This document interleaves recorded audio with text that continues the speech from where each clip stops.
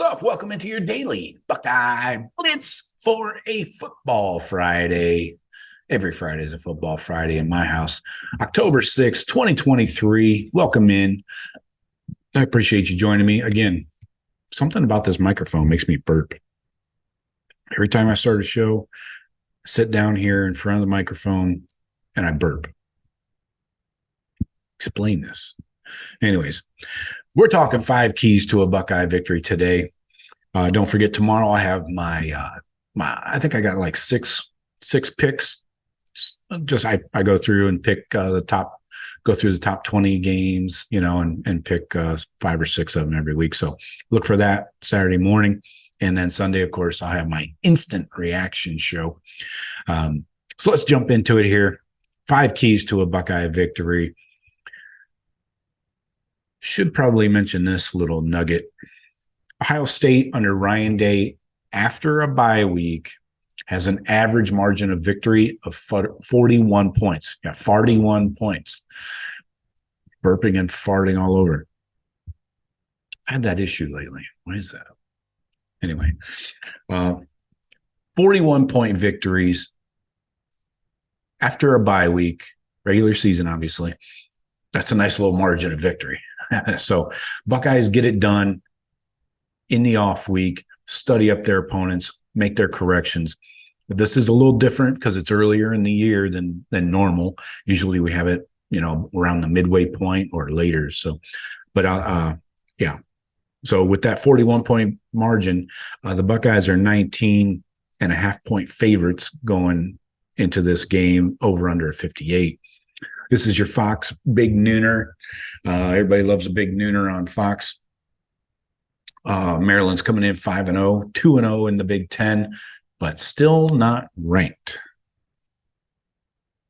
Anyways, that's why I don't pay attention to these stupid polls. The only polls that matter are the fucking playoff polls when they start doing that shit. So anyway, let's go. Key to a Buckeye victory number 1, bring the juice. For a nooner on Fox. Got to bring the juice. Coming off a bye week. Ryan Day said there's no complacency here, but let's make sure of that. Let's start from opening whistle till the sound of the gun at the end of the game. Bring the heat, bring the juice. I want to see guys flying around on defense, all 11 silver hats in the frame. On offense, I want to see domination.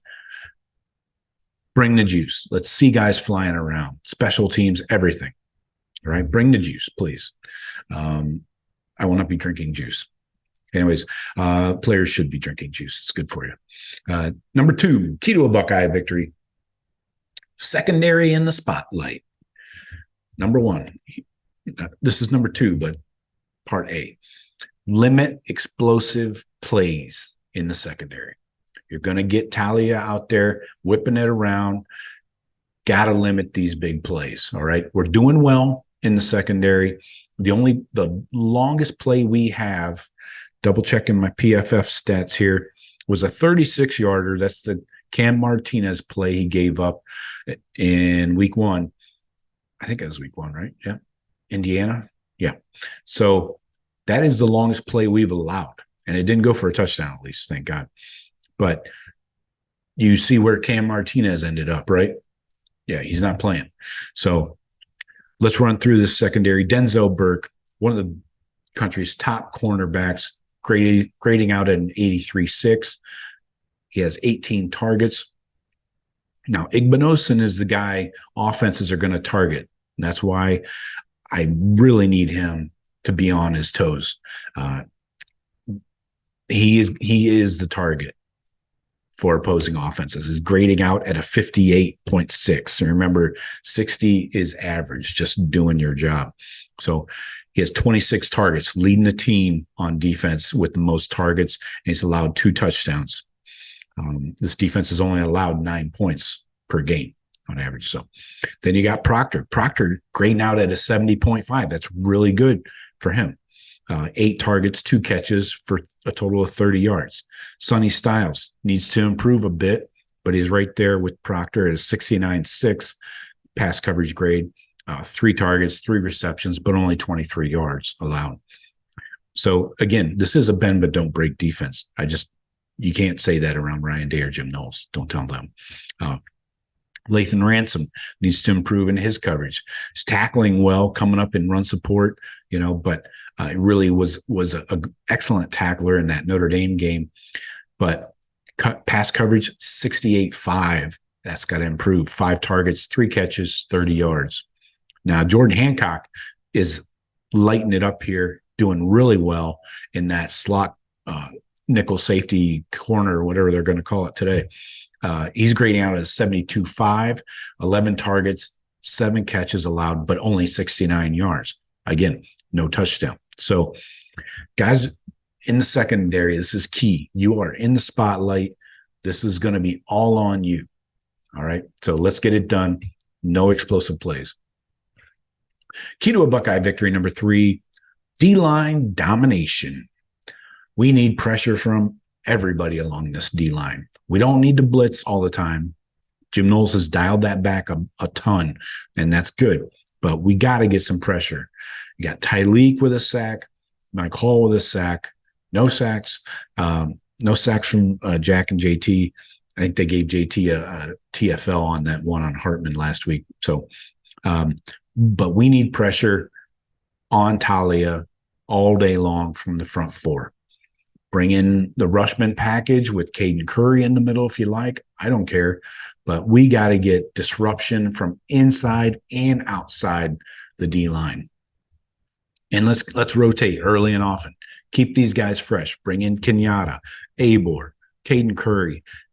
Let's rotate these guys in there, and let's keep this momentum we got going. We have some good juice going right now on the defense, in my opinion. Let's keep that rolling. And I don't expect a shutout this week, but it would be awesome against an offense like this. So let's dominate from the front for the big men up front. Key to a Buckeye victory, number 4, balance on offense. Let's balance. 350 through the air, 200 rushing. That should be our bar we're aiming for. Consistency. This balance is going to be supported by consistency, converting those third downs. And I would expect a heavy blitzing day.